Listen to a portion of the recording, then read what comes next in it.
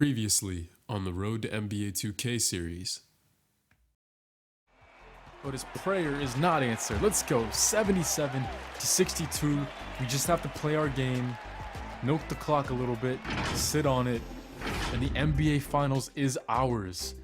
From down 2-0, tying it 2-2, and a 15-point lead with 1 quarter to go, the Knicks might have just done this thing. We'll find out when we come back. To Dragic, out on the right wing. Step back jumper. Dragic gets it. That is a huge shot. Ferran. This is our go-to at the end of a shot clock. Not happening. Oh, man. And Dragic is open. Ferran, you got to close out. That was a confident looking shot from Dragic. Oh, my goodness. Here comes Brandon. Here comes Brandon. Out to Hero, I'm there for the closeout, and he still knocks it down. We haven't heard from Tyler Hero since the first quarter, but finally he gets back out on the board. My personal 3rd straight finals is on the line. A legendary series comeback is on the line. Cade Cunningham works to his left. That one's long. Another stop for Miami. They have it down within 6. A 3 cuts it to 1 possession. Inside, nobody picks up. Bam! Are you joking right now? Ingram, over to Hero, I'm right there. With the touch pass, Dragic to Adebayo, cuts it to a 1-score game. We have gotten outscored in the 4th quarter by Miami. 30 to 16 to keep their season alive. The Knicks trying not to choke away one of the best NBA comebacks you'll ever see. It's a play for me. I'm open. It's off! No! Miami with the possession, down 1. How did that shot not fall? Ingram for 3. No! Bam! With the follow, yes! He retakes the lead for Miami. The Heat have come all the way back, outscoring us 32 to 16. Tibbs is not calling a timeout. Ferran from the top of the key. He's doubled down low, almost gives it away. Mitch, bad shot, very bad shot. Oh my goodness, what has happened to the Knicks? The entire season, my first season as a New York Knick, comes down to this. It's a stack set. I'm popping. Ferran to the corner. Decent look. Ferran is off the mark. I think that's it, guys. The Heat come back from down nearly 20 points in the second half to outscore us by over double of what we put up in the 4th quarter to make their 2nd straight NBA Finals and snap my 2-year consecutive streak of making the championship round. I don't even know what to say anymore, guys. Our NBA 2K21 run of this series has come to an end. Yes, that's really how the NBA 2K21 era of this series came to an end, blowing a 15-point 4th quarter lead in the deciding game to miss out on the NBA Finals in my first season as a New York Knick. That championship ring continues to be elusive in my career, and after the game in Miami, I again felt the anguish of an early postseason exit. After I showered and got changed into street clothes, I actually stayed in the visitors' locker room while the rest of my teammates left for the team hotel across town. And as I lay on the locker room floor, that open jump shot that would have put us up 3 with seconds left to go, it just kept playing over and over in my head. How did this happen? How did I get here? How did any of this happen? I actually stayed in the American Airlines arena all night, lifting weights, shooting around, but mostly doing a lot of thinking. My contract is actually up and I plan on extending with the Knicks, but can I handle the pressure of the New York media? All of this was a big whirlwind in my head until 7 a.m. rolled around, and I fell asleep on accident. About a few hours passed and I awake to an alarm clock. Or so I would have thought. It was actually Ferran blowing up my phone, telling me to get down to Miami International before the team flies home without me. Man, I'm such a mess right now. I gotta grab my things. I'm stuffing clothes into bags, gear into side pockets, but I think I'm good. I improvise and call an Uber quick to get me to MIA with only minutes before takeoff. And of course, my Uber driver just had to be a Heat fan. He had some choice words for me about the game last night. I'm known around the league for being a pretty humble and down-to-earth dude, so I tried my best to be polite. But if there was ever a time in my career that I didn't want to hear it, right now was probably it. Speaking of time, I was actually making out pretty good, until I see a pair of railroad barriers that almost slapped the hood of the Cadillac Escalade. Of course, now had to be the time that a train comes through Miami out of all places. But hey, maybe things started to look up and were starting to trend my way, as eventually Miami's traffic started to spread out, and we eventually hit every green light, and boom, I might have just made it there on time with seconds to spare. I gave the driver a nice little chunk of change for a tip, and I was golden. I eventually found a window seat across from Ferran and Cade and the rest of my teammates, and I thought I was in the clear as I boarded the plane, but that was until I heard a voice tapping into the intercom, and that was an announcement that definitely turned my stomach a little bit. Ladies and gentlemen, very shortly we'll be ready for departure, so all your mobile phones and electronic devices should be switched off. Please make sure your seatbelt is now fastened and do make yourself comfortable. Thank you. When I took out my phone to put it on airplane mode, I realized I didn't have it. I looked through my backpack, my game bag, everywhere, had my teammates helping me. Did I leave it in the Uber, in the locker room? I couldn't find it. And we're just coming off an embarrassing loss to end our year. The last thing we wanted to do was look for a cell phone, and I just gave up. Man, ever since that game, I just haven't been myself. I've been really hard on myself, and I've been trying to find myself again. And as I head back to New York City for this grueling off season, hopefully I can do some soul searching as I welcome you to a brand new 2K game. Welcome to the road to NBA 2K22. Distant memories breaking down my history. Shout out to my enemies. Y'all give me my energy. Distant memories breaking down my history. Shout out to my. It seems like every time I'm at my lowest, I seem to always return to a certain neighborhood. For all you guys that have been with me the entire length of the series, you should be very familiar with these streets. I'm back up in Brooklyn to visit my family, friends, and of course, get some alone time on the same court I grew up on with Donovan, Ferran, and Deshaun. Speaking of Deshaun, he's playing in the NBA Finals. I can't believe I almost forgot. So it's time I turn on the TV and root for my hometown friend in his first chance to win a championship ring in his 6th NBA season. He spent all 6 in Dallas, and I'm excited for him. I mean, Luka was the MVP this year. Deshaun's been playing some of his best basketball of his career in this playoff run that the Mavericks have been making. So I'm happy to see if he can avenge us New York Knicks, as they're coming off a fresh sweep of the Minnesota Timberwolves in the previous round.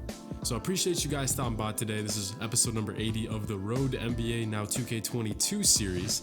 As we see Jimmy Butler, who was playing hurt in the Knicks series, he's back. So Miami will be at full strength. It should be 2 powerhouse teams going at it. But I apologize for the little hiatus I've been on. It's been about a week without videos. At first I was out of town for a weekend for drill and for the military, and then whenever I got home I got super sick. I mean, I couldn't even talk without my throat hurting, and you might be able to still hear it in my voice a little bit. So I'm definitely still a little under the weather, but I'm feeling a little bit better. It seems like whenever the seasons change, I always get a little something, so that kind of knocked me down for a couple days, but now I'm feeling a lot better. But as you can see in game 1, it was a defensive gridlock despite having 2 of the better offenses in the NBA. Deshaun was held without a single field goal in his first NBA Finals performance. It's pretty crazy to see after he averaged north of 24 points a game through the quarterfinals, semifinals, and conference finals. He's been playing out of this world, but he looks to turn it around with the rest of his Dallas teammates here in game 2, as we see the Mavericks trying their best to at least split before the series heads back to Texas. And they're up by 2 points with 3:04 left to go. Jimmy Butler didn't play well in game 1, but he's got 14 points now in his return. And now Deshaun, only 2 for 10 shooting as we hop in with 3 minutes to go. But Doncic, the MVP, 30, 10, and 13. He's got a 30-point triple-double. Pretty crazy to see.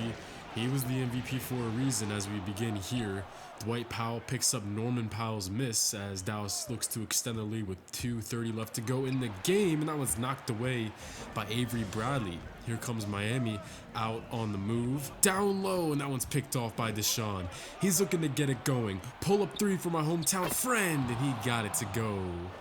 2 for 15 so far shooting for Deshaun on his first NBA Finals performance. But now he's 3 for 16, and that 3 came at a perfect time. Now we see Norman Powell splitting 2 free throws at the charity stripe. Brandon Ingram now, he's leading the break. Corner triple for Jimmy Butler. He is also looking to turn the tides, and that one is good as gold. So Miami, they will drop the Dallas lead in half. It's now 106 to 103, and they force a stop. Skip pass inside to Duncan Robinson from 10 feet, but a great contest by Deshaun, as Robinson doesn't even hit the rim, and then he leaves Deshaun open for the dagger. Yes, look at the Dallas bench. They're coming up excited. They are jubilant as Deshaun looks to turn it around. And we know Deshaun's MO very well. Even whenever he doesn't have a good game, he's always going to turn it on and come through when he is called upon. Ferran has a ring. He's still the only hometown friend in the series to secure one when he was on the Lakers that one season, actually beating the Heat in the finals. But Deshaun is looking to become the second. 113 to 105 in game 2. Doncic with a 34-point triple-double. Deshaun was second in scoring, 4 for 12 shooting, but 2 huge threes that shut the door on the Heat in game 2. So that's a big win for Miami. They end up splitting the series 1-1 as it heads back to Texas. Deshaun did shoot 4 for 12 of that game, and he's a combined 5 for 17 on the finals, so he's looking to get it going, and it's pretty impressive that Dallas was still able to squeak that one out with Deshaun out on his game. That is until we get to game 3 back in Dallas, and the score would be 126 to 100. Brandon Ingram led the Heat with 24 points as the Mavs go up 2-1, 1 win away, and Deshaun has the game, the breakout one that we were all looking for. 28, 6-4, only 5 missed shots. He gets the tides turning in his direction for sure. Let's see if Dallas can finally sneak it out and deliver that series clinching win, hopefully before this series ships back to Miami. And the Heat actually have a 10-point lead with 6 minutes to go, and it looks like things are starting to get out of hand here near the end of the game. Dallas was so close to finally getting it done, but it'll be tied up at 2-2 apiece in this best-of-5 NBA Finals. So it'll be all up to Dallas on the road to avenge us Knicks for what the Heat did to us in the previous round. Adebayo, 16, 12, and 10. He answers back with a triple-double of his own, as Doncic puts up 41, and Deshaun had a decent game, good shooting numbers on 16 points, but Doncic just needed more help. As you can see here, Porzingis struggled and Jalen Brunson was invisible. So we'll see if Deshaun can finally get it done. Will he come through in game 5? Let's find out. Feels like just yesterday Deshaun and I were playing in the Final Four where we won that national championship in our sophomore seasons. But I mean, hey, he's got a chance to do it in the NBA in the same state that he played college ball in after he transferred from Duke. But coming out a little flat-footed would be Dallas. They got outscored by 9 in the first quarter, but then a big second half will retake the lead for a moment, but now down by 6. Later it would be 5 with 6 minutes to go. Miami, oh man, this isn't good, looking good for Dallas right now. Is Deshaun going to come up short? Is Miami going to repeat? Well, Dallas is going to need a comeback effort in these final 4 minutes. 94 to 89. It's another really good defensive game. If you like defense, then I bet you're tuning into this finals. Deshaun with 25. He's leading all scorers up to this point. Let's see if he can get a little bit of help from his Dallas teammates. We're jumping in, 3:15 left to go in the deciding game of the NBA Finals here in Season 5. Doncic surveys, gives it up to Dwight Powell. That's a rhythm jump shot to cut it to 1 possession with 3 minutes left to go. The Mavericks struggling to keep afloat above 40% shooting on the game, but they've taken 14 more shots than the Heat have. I know the Heat struggle with turnovers a bit in our series, and it looks like that's a common occurrence here in Game 5 as Luka collects a rebound. He is on his way to another triple-double, gives it up to Deshaun, and he's got Duncan Robinson on him, but they're actually going to give the post up to Norman Powell. It's a designed play on Jimmy Butler. The odds didn't favor Powell in many people's eyes, including mine, but he still turns around and gets it done on Jimmy Butler in the post. Sometimes the NBA Finals, they're all about unsung heroes, guys you don't hear about a lot during the regular season that turn it up a notch here in the deciding round. Over to Brandon Ingram, wide open triple, and that will put a dent in Dallas' comeback hopes. Back up to a 4-point game. It'll be another timeout coached by Rick Carlisle. Yes, he is still coaching the Mavericks here in the virtual NBA. So now we're approaching 2 minutes to go in Game 5 of the NBA Finals. Deshaun and his hopes for a ring are on the line. Doncic will glide, spinning assist out to KP. Yes! And the Unicorn will get it done, answering back with a triple of his own. Dallas is not going away. Now we're inside a minute and a half. 1:20 left to go. Ingram off a screen from the elbow. Doncic is right there, and KP will provide some help. That one is left short by Brandon Ingram. Doncic on the move. Kick out. Powell. He's going to try to come up big again, and he does indeed. Dallas back on top. 101-99. They got their first fourth quarter lead and looking to hold it. Ingram and company need a basket in the utmost way right now. 56 seconds left to go. Spinning inside. Ingram will tie it up, slamming the ground. He wants a whistle on top of that bucket, but he does not get the call. Still though, 27 points for the former Laker. As we see Doncic surveying, we'll get a screen from KP, looking to take the lead once again. A deadly crossover move on Bam Adebayo. And Tyler Hero was playing defense from behind. He could not recover in time. And one for Doncic. I bet Brandon Ingram is livid. He didn't get the foul call, but Doncic did for a play that didn't seem like there was a lot of contact there. But maybe ball doesn't lie in the words of Rasheed Wallace as he misses the free throw. So that could be very big down the stretch. 103-101, looking for the ties. Ingram, that will be a warm-up jumper as he will knock things back up at 103 apiece. This is NBA Finals action at its best. And that shot by Brandon Ingram would force an extra period of play. We're going to head to overtime, still tied up at 103 apiece. Let's see what Deshaun is made out of. Let's see what our hometown buddy has on the table.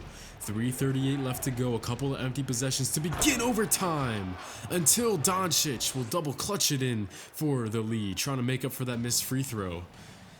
That was very important there at the end of regulation. Ingram could settle for an easy 2 instead of having to use the 3-point line to take the lead. And now that one is picked off by Deshaun. Another clutch steal inside, and he will put in a 3-point play as well.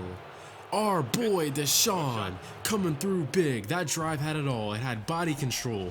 It had dazzle. It had aggression. And he did it all with even his offhand.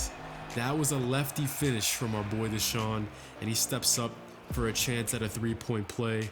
And of course, wouldn't you know, he would come through, and that was the icing on the cake.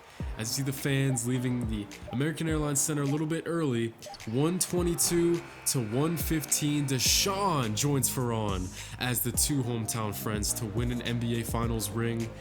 And it's even sweeter that he was able to knock off Miami in South Beach to avenge us Knicks for blowing that lead in the Eastern Conference Finals. Feel really happy for Deshaun. He deserves it. The Mavericks have been very close a couple times. They've had a couple really good teams. They've won the West, I believe, twice now, including this season within the series.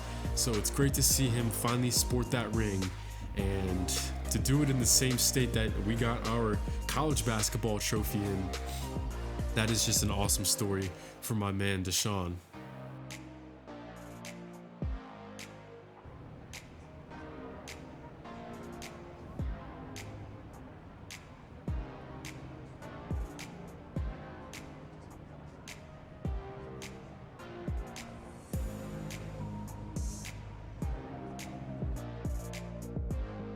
After the NBA Finals concluded, it was time for free agency, and my contract is up.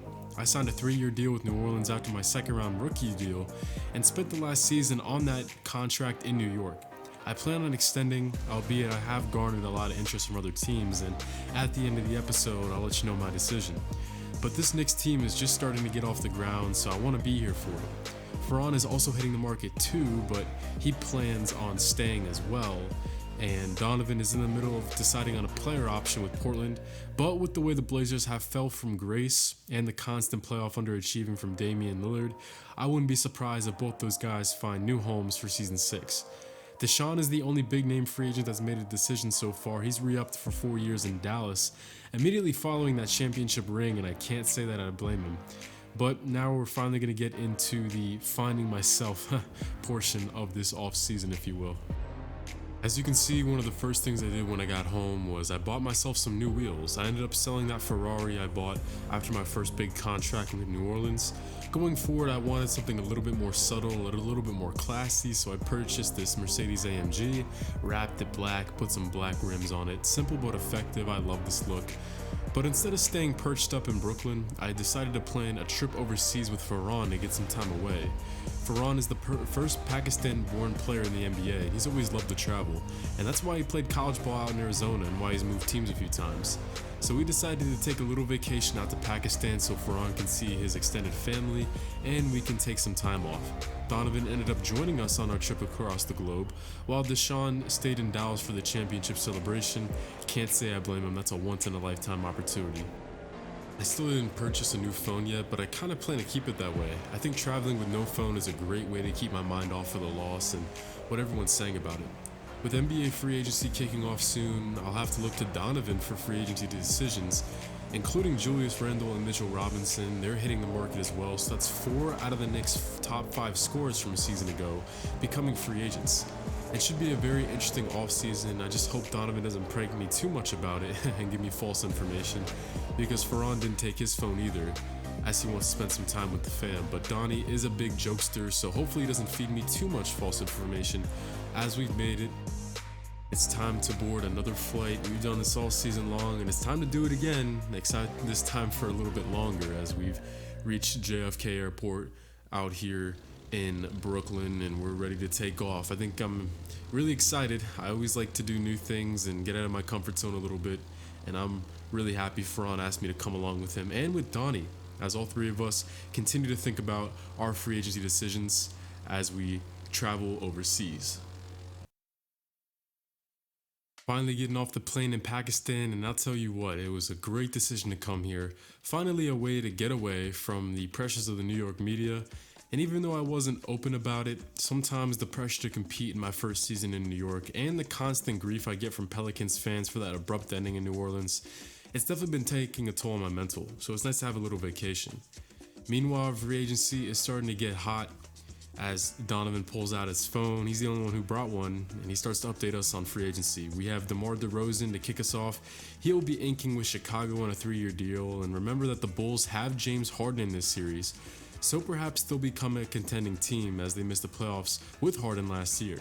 My former college and pro teammate Aaron Cately's team deal on his rookie contract expired, so he re-ups with Memphis as he continues to become an up-and-coming NBA 2 guard. Very proud of him for it. The Heat then make the Kyle Lowry trade. They ship off Goran Dragic to the Sixers and get the former Villanova Wildcat in return. What can I say? Miami's been very aggressive during my entire NBA career on the trade market, so this is no surprise. They won't be going anywhere this season, and they double down on the fact as they probably add the best bench guard on the market, Jordan Clarkson. So arguably the deepest team in the NBA gets even deeper as we see Victor Oladipo signs a 1-year prove-it deal with the Utah Jazz, who hope to replace Clarkson, and who have been very up and down in this series as Utah finally tries to contend for good. Spencer Dinwiddie will be making over $18 million a year on that third team option in Portland he just signed. You have to wonder what this means for Lillard's future if they're throwing starting 5 money around at Dinwiddie. Jerome Clifford was my former college rival. He earns a nice 4-year contract as his rookie deal expires, with a player option coming in that 4th season. And to finish out the first free agency update from Donovan to Ferran and I, perhaps to help Washington get over the hump, they then signed Jonas Valanciunas to get somebody big and nasty down low. I think that's a great fit. We exposed the Wizards on the boards in the playoffs last year. We were killing them on the rebound battle every single game. So perhaps JV can help them improve in that area and help Thomas Bryant down low rebounding. This free agency period has been fun to follow so far, but this time I spent in Pakistan was even more fun. Farhan was showing Donnie and I around. We were eating some amazing food. The weather was great while we were here, which means we had to come out to see where everyone was exercising at. We saw a bunch of guys playing some cricket, some soccer, and other games in the local stadium. And this just brought me back to our days as kids growing up in Brooklyn. That's how Donnie, Farhan, Deshaun, and I got close. And perhaps the same will happen to some of these guys. Overall, it's just an awesome thing to see. And we were able to sign a few autographs while we were here. If there was one thing David Stern did well for the NBA, it was definitely globalizing the NBA. A lot of guys knew our names, and it was amazing to see these guys look up to Farhan because these guys all know him. First Pakistan-born player in the NBA, so we got a lot of attention due to that. But as we went to bed that night, little did we know that the NBA free agency was only getting started and there was going to be some deals the next morning that sent complete shockwaves across the league. So much so that it may even impact my future with the New York Knicks. Restricted free agent Mitchell Robinson signs with the NBA champion Dallas Mavericks. Farhan and I couldn't believe it. There goes our rebound leader and defensive paint presence. Mitch helped us win some huge games in the playoffs last year, and all the Knicks had to do was match the Mavericks' 3-year, $27 million offer.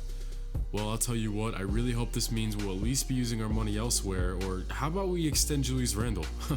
Well, we'll have to save those questions for later, as Donovan now has his moment of disappointment as my top NBA rival, perhaps a top guy on the market, joins the Brooklyn Nets on a supermax for the next 4 years. Oh my goodness, the frustration of being so close to the finals so many times up in Portland in these last 6 seasons. It finally got to their stars, coming in at a disappointing 6th seed finish in the West last season, and now Lillard finally jumps ship and joins Farhan and I's crosstown rival. I mean, what can you say? Everyone on this channel knows how big of a rivalry of Fitz versus Lillard is, and after only 1 season of being separated from that rivalry, it seems like it's only getting started again. I bet Adam Silver is loving it. Imagine the Knicks versus Nets game ratings. I mean, everyone's going to be tuning in for that. The Nets have never had James Harden in this series, so I guess they wanted to use that money on Lillard instead. Well, hopefully my Knicks can use this as a wake-up call and don't let Julius Randle get any ideas. Randle heads out to Golden State on a monster contract. Wow.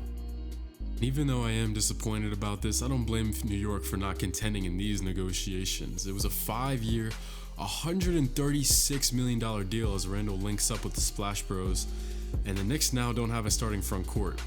Right when I thought I was finally finding my mental state, these twists and turns had me second guessing, as it feels like my final season in New Orleans all over again. Remember when our cheap owner let Caitley and Josh Hart walk to save some money? Now it feels like deja vu all over again. The only thing I can hope for while I'm here, overseas, in Pakistan, is the Knicks use that chunk of change that we're going to give Randle and Mitch to land somebody else big. Well, first, it was Eric Paschall on a 3-year deal. It's a decent move.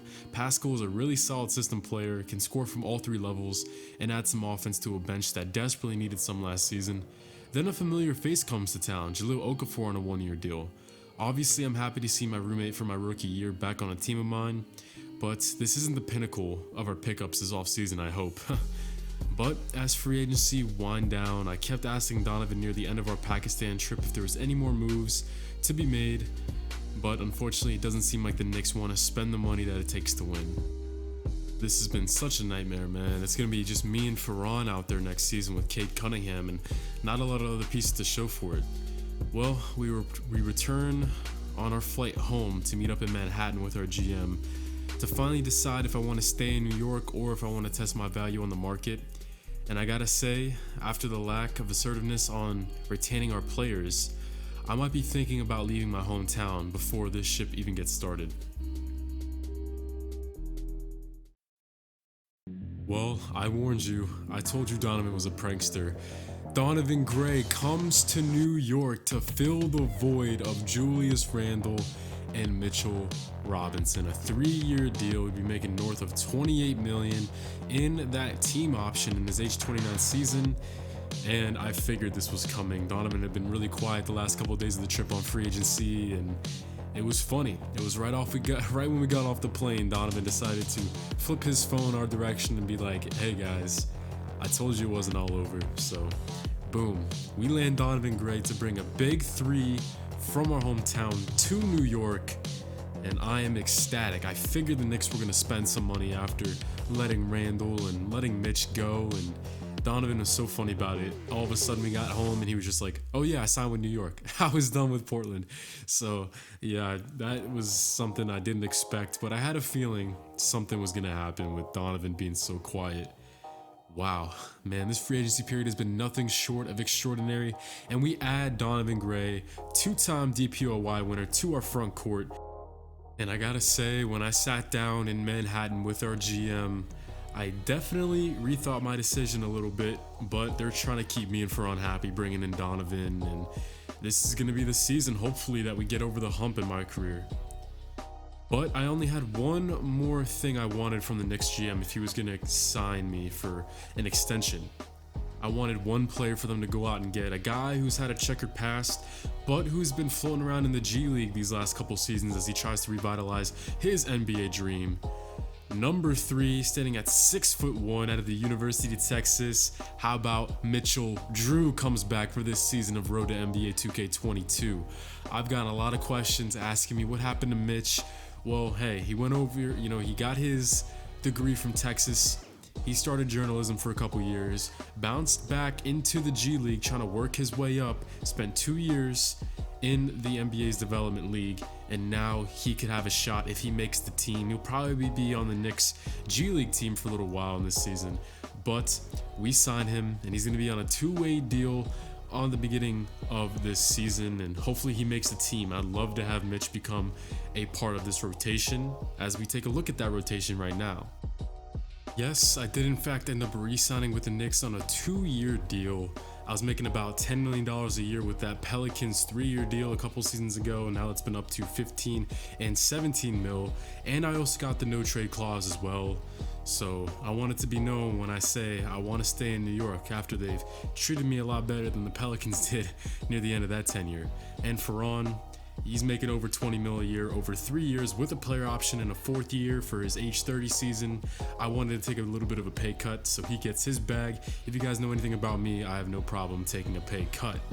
So here's the rotation. Heading into the next season, our first year in NBA 2K22, I've now officially become a 90 overall. This is the first time I've ever been a 90 in this series. Seems like me, Ferran, Donovan, and Deshaun have finally hit our primes. I'll be at the 1, Ferran at the 2, Cade Cunningham at the 3 as he looks to turn it around after a pretty poor postseason a season ago in his second NBA season.